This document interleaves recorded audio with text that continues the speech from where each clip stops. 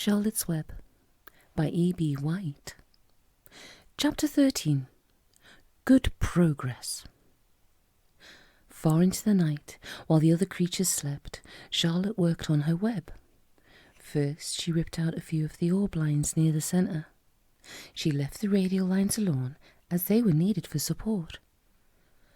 As she worked, her 8 legs were a great help to her. So were her teeth. She loved to weave, and she was an expert at it. When she had finished ripping things out, her web looked beautiful. A spider can produce several kinds of thread. She uses a dry, tough thread for the foundation lines, and she uses a sticky thread for snare lines, the ones that catch and hold insects. Charlotte decided to use her dry thread for writing the new message. If I write the word terrific with sticky thread, she thought, every bug that comes along will get stuck in it and spoil the effect. Now let's see. The first letter is T. Charlotte climbed to a point at the top of the left-hand side of the web. Swinging her spinnerets into position, she attached her thread and then dropped down. As she dropped, her spinning tubes went into action and she let out thread. At the bottom, she attached the thread. This formed the upright part of the letter T. Charlotte was not satisfied, however.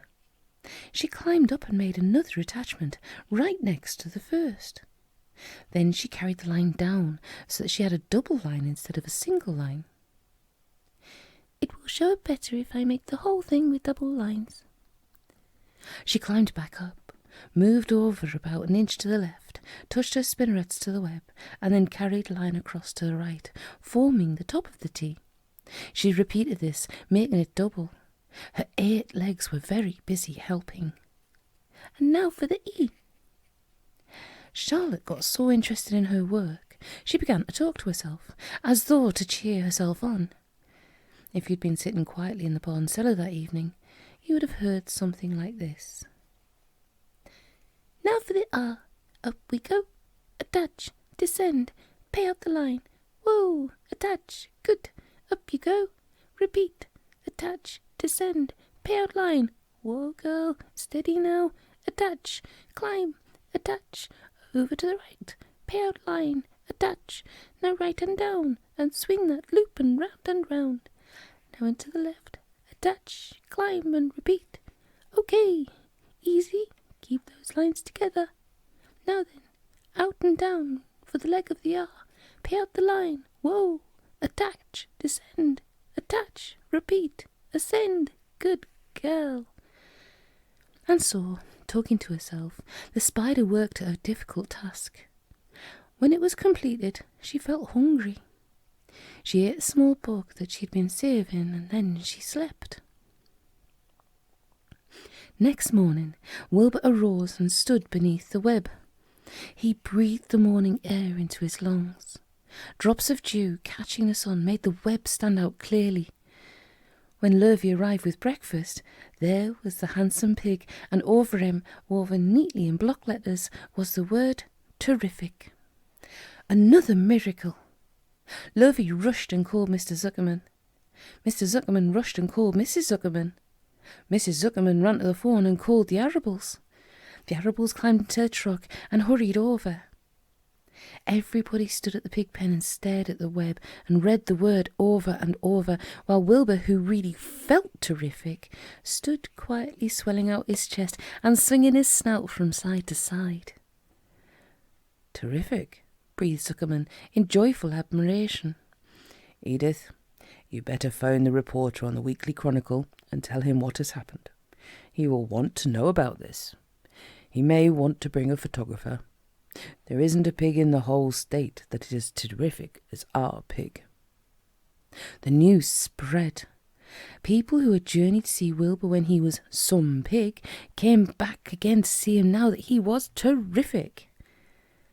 That afternoon, when Mr. Zuckerman went to milk the cows and clean out the tie-ups, he was still thinking about what a wondrous pig he owned. "Lurvy," he called, "there is to be no more cow manure thrown down into that pig pen. I have a terrific pig. I want that pig to have clean, bright straw every day for his bedding. Understand?" Yes, sir, said Lurvy. Furthermore, said Mr. Zuckerman, I want you to start building a crate for Wilbur. I have decided to take the pig to the county fair on September 6th. Make the crate large and paint it green with gold letters. What will the letters say? Asked Lurvy.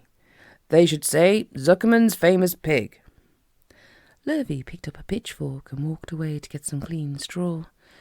Having such an important pig was going to mean plenty of extra work. He could see that. Below the apple orchard, at the end of the path, was the dump where Mr. Zuckerman threw all sorts of trash and stuff that nobody wanted anymore. Here, in a small clearing hidden by young alders and wild raspberry bushes, was an astonishing pile of old bottles and empty tin cans and dirty rags and bits of metal and broken bottles and broken hinges and broken springs and dead batteries and last month's magazines and all discarded dish mops and tattered overalls and rusty spikes, leaky pails, forgotten stoppers and useless junk of all kinds, including a wrong-sized crank for a broken ice cream freezer. Templeton knew the dump and liked it. There were good hiding places there, excellent cover for a rat, and there was usually a tin can with food still clinging to the inside. Templeton was down there now, rummaging around. When he returned to the barn, he carried in his mouth an advertisement he had torn from a crumpled magazine.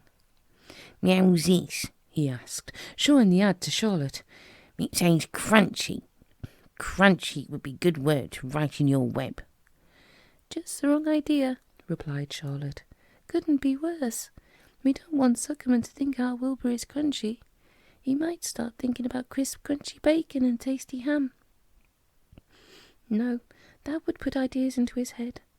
We must advertise Wilbur's noble qualities, not his tastiness. Go get another word, please, Templeton." The rat looked disgusted, but he sneaked away to the dump and was back in a while with a strip of cotton cloth. "Now's this," he said. "It's a label off an old shirt." Charlotte examined the label. It said, "Pre-shrunk."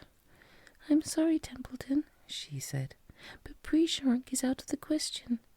We want Zuckerman to think Wilbur is nicely filled out, not all shrunk up. I'll have to ask you to try again." "What do you think I am, a messenger boy?"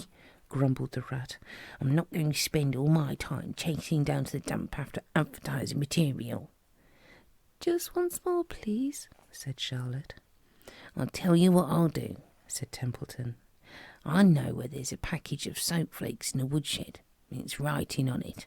I'll bring you a piece of the package." He climbed a rope that hung on the wall and disappeared through a hole in the ceiling. When he came back, he had a strip of blue and white cardboard in his teeth. "Yeah," he said triumphantly. "How's that?" Charlotte read the words. "With new radiant action." "What does it mean?" asked Charlotte, who had never used any soap flakes in her life. "How should I know?" said Templeton. "You asked for words, and I brought them. I suppose the next thing you'll want me to fetch is a dictionary." Together they studied the soap ad. "With new radiant action," repeated Charlotte. "Wilbur?" she called. Wilbur, who was asleep in the straw, jumped up.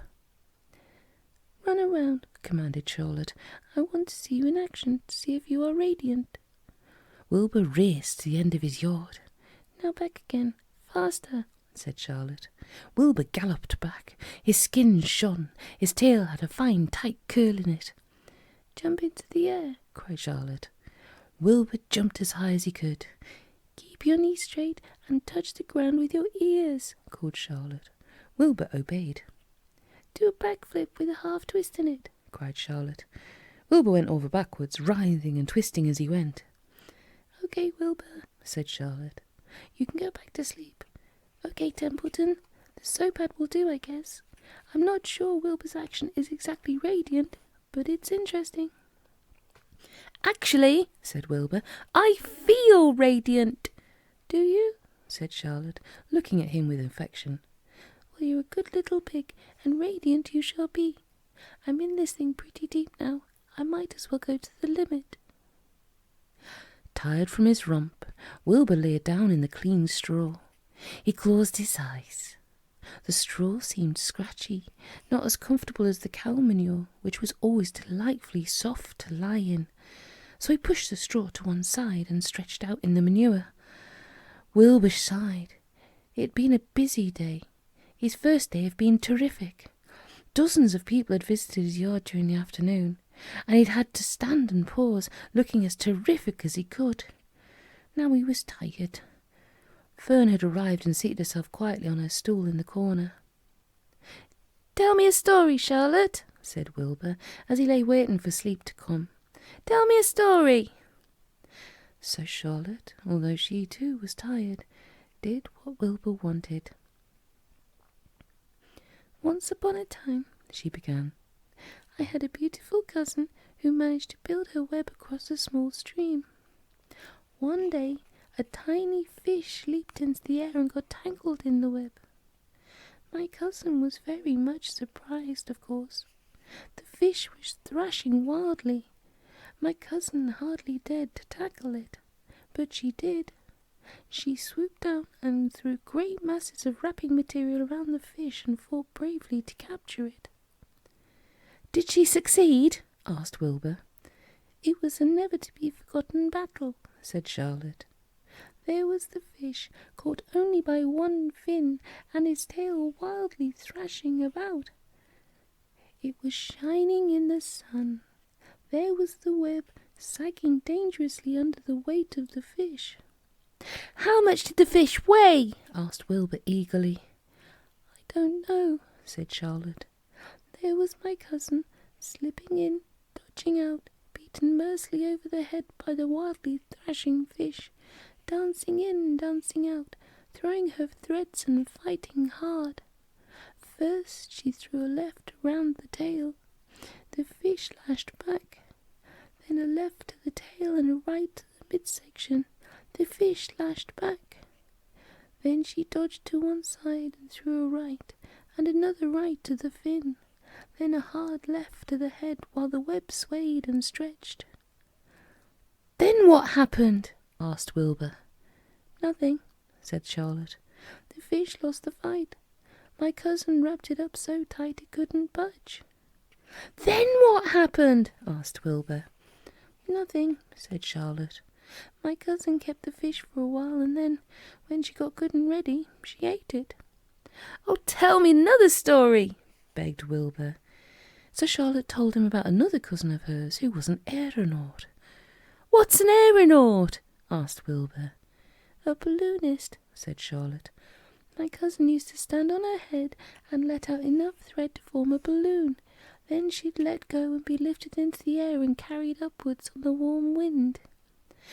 "Is that true?" asked Wilbur. "Or are you just making it up?" "It's true," replied Charlotte. "I have some very remarkable cousins. And now, Wilbur, it's time you went to sleep." "Oh, sing something," begged Wilbur, closing his eyes. So Charlotte sang a lullaby, while crickets chirped in the grass and the barn grew dark. This was the song that she sang.